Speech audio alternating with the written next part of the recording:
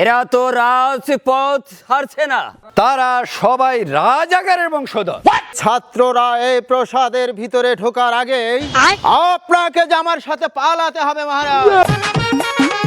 ওরে তেসমত আলী উজির আলম, চারদিকে আমার উন্নয়নের ধারা বইছে, তবু কেন প্রজারা খাদ্য দ্রব্যর আন্দোলন করে চারদিকে প্রসাদ ঘিরে রেখেছে? তারা মেধা কোঠা চাল ডালের দাম নিয়ে কোঠা আন্দোলন মিছিল করছে। মহারাজ, আপনি হলেন দয়ালু, তাই প্রজারা আপনার মাথায় উঠে বসেছে। তারা হলো সবাই অকৃতজ্ঞ। আপনার এই বড় বড় সেতু দিয়ে তারা হেঁটে পার হয়ে যায়, আর আপনার বিরুদ্ধে তারা স্লোগান দেয়। তাহলে উপায়? এরা তো রাজপথ ছাড়ছে না। জাহাপানা, আমার একটা মক্ষম বুদ্ধি শোনেন। এই আন্দোলন থামাতে হলে নরম হলে চলবে না। আপনি আজই টিভিতে গিয়ে ঘোষণা করে দিন, যারা কোটা সংস্কার চায় তারা সবাই রাজাকারের বংশধর, তারা দেশের শত্রু। ওই মেধাবী ছাত্রদেরকে যদি আমরা শত্রু বলি, তাহলে আমার বিরুদ্ধে আরো খেপিয়ে দিতে পারে। চিন্তা করবেন না মহারাজ, আপনি রাজকার্য বোঝেন, আপনি পাবলিক সাইকোলজি বোঝেন না। আপনি শক্ত একটি গালি দিয়ে দেখবেন তারা পড়ার টেবিলে চলে গেছে। সেই সাথে যারা বাজারের দাম নিয়ে কথা বলবে, আমার পেয়াদা বাহিনী গিয়ে তাদের পিঠের চামড়া তুলে নিবে। প্রজাদের যত চাপে রাখবেন, আপনার সিংহাসন ততই মজবুত থাকবে। সাব্বাস উজির সাব্বাস, তোমার বুদ্ধি তো খাসা। তবে এই মুহূর্তে সেনাপতিকে ডাকো, তোমার পরামর্শ সাবেককে যেন সেনাপতি কাজ শুরু করে দেয়। কোথায় সেনাপতি? হাজির হও। মহারাজের জয় হোক, মহারাজের জয় হোক। সেনাপতি মহারাজ, তুমি উজিরের আদেশ মোতাবেক রাজ্য কাজ পরিচালনা শুরু করে দাও। ঠিক আছে মহারাজ, আমি তাই করব। রাজাকে যে বুদ্ধি দিল উজির তো সামদালি,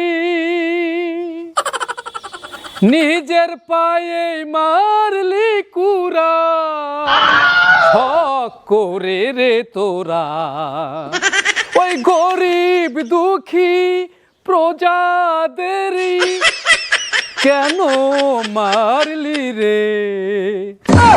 তোদের ধ্বংস হবে হবে ও চিরে। বেরিয়ে যাও পাগল! ওরে কলঙ্কার উজির, তোর জন্য আজ আমার এই অবস্থা। ওরে উজির, তোর কথায় ছাত্রদের গালি দিলাম, ইন্টারনেট বা সারা বাংলাদেশে বন্ধ করে দিলাম, পেদারকে পাঠিয়ে দিলাম তাদের উপর অত্যাচার নির্যাতন করতেই, তার বিনিময়ে কি পেয়েছি? এত আন্দোলন করার পরিপ্রেক্ষিতে গোটা সারা বাংলাদেশের মানুষ নাটি খাটা নিয়ে আমাদের উপর অত্যাচারের উপর ঝাঁপিয়ে পড়েছে। কি বুদ্ধি দিয়েছিস তুই? মহারাজ, আমি তো ভাবছিলাম ওরা ভয় পাবে, কিন্তু এরা দেখি মরতেও যে ডরায় না। আমার পেয়াদা বাহিনী তো পাবলিকের তারা খেয়ে নদী সাঁতরিয়ে পালাচ্ছে। তোর এই ভুল সিদ্ধান্ত আর ওই সাধারণ মানুষের উপর অত্যাচারের কারণেই আজ আমার এই সারা বাংলাদেশে যতগুলো সেতু আমি তৈরি করে দিয়েছি, উন্নয়নের রাস্তাগুলো সব কিছু ধুলোর সাথে মিশিয়ে গেল। মানুষ তারা সেতু দেখছে না, এই সারা বাংলাদেশের উন্নয়ন দেখছে না, তারা চাচ্ছে শুধু আমাকে ফাঁসিতে ঝোলাতে। মহারাজ, আর একটি সেকেন্ড কথা বলার সময় নেই মহারাজ। এই উজিরের এই অত্যাচারী নীতি আর একের পর এক ভুল সিদ্ধান্তর কারণে আজ সেনাবাহিনীও ওই সাধারণ মানুষের উপরে হাত তুলতে অস্বীকৃত জানিয়েছে মহারাজ। ওই লাখ লাখ ছাত্র জনতা ওই রাজপ্রাসাদের প্রাচীর ঘিরে ফেলেছে মহারাজ। সেনাপতি, আমাকে এই বিপদের হাত থেকে তুমি বাঁচাও।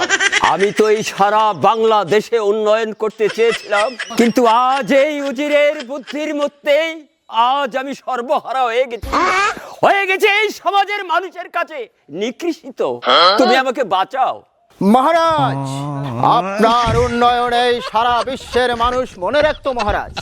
কিন্তু এই উজিরের কুযুক্তি পরামর্শতে আর অত্যাচারে পাপের বোঝা ভারী হয়ে গেছে মহারাজ। ওই ছাত্ররা এই প্রসাদের ভিতরে ঢোকার আগেই আপনাকে যে আমার সাথে পালাতে হবে মহারাজ। আমি আপনাকে এই পিছনের গোপন শৃঙ্গ দিয়ে আপনাকে আমি পাশের রাজ্যে রেখে আসছি মহারাজ। সেনাপতি সাহেব, সাবধান উজির সাহেব, আমাকেও সাথে নে, আমিও রাজার পিছনে পিছনে দৌড়াবো। সাবধান উজির সাহেব, তুই বেটা এখানেই থাক।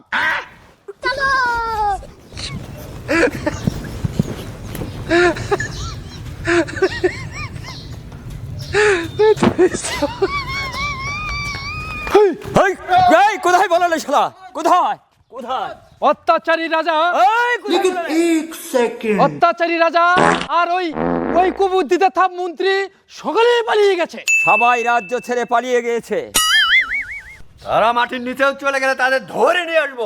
এই ছাত্র জনতার আন্দোলনে স্বৈরাচারীর পতন হয়েছে। পতন হয়েছে। ভাইরা আমার দেখুন দেখুন, এই রাজা কত উন্নয়ন করেছে, দেশের বিভিন্ন প্রকার ব্রিজ বানিয়েছে, পদ্মা সেতু বানিয়েছে, কত উন্নয়ন করেছে।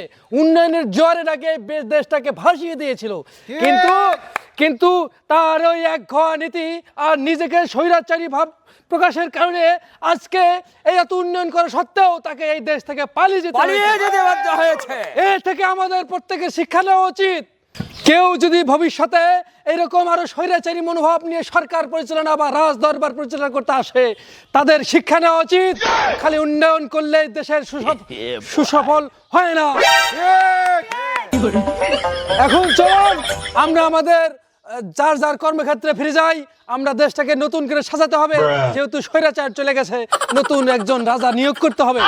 আমরা নতুন বাংলা শুরু করব। আমাদের বাংলাদেশের নাম হবে বাংলাদেশ 2.0। ওরে বাপ রে, এই নে, এই ভোটটাও না গাড়ি, এটা আমি নিয়ে যাই।